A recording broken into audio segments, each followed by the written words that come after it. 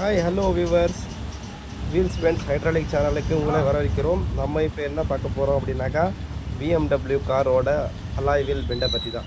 இங்கே பார்த்தீங்களா எவ்வளோ பெண்ட் இருக்குது என்ன தெரியும் உங்களுக்கு. நீடில் பின் பாயிண்டில் எவ்வளோ பெண்ட் இருக்குன்றதை காமிச்சு கொடுத்தோம்.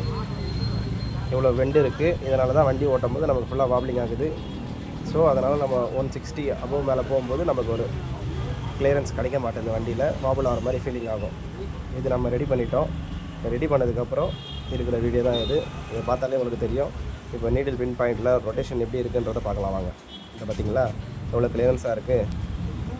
இதுதான் நம்ம வண்டி ஓட்டும் போது நமக்கு இந்த வாப்ளிங் இல்லாமல் கிளியரன்ஸ் கிடைக்கிறதுக்கான ஒரு ரொட்டேஷன். இப்படி இருந்தால் உங்களுக்கு எந்த பிரச்சனையும் வீலில் வராது.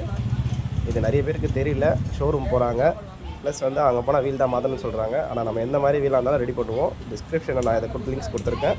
இதை பார்த்துட்டு உங்கள் ஃப்ரெண்ட்ஸுக்கு சொல்லுங்கள்.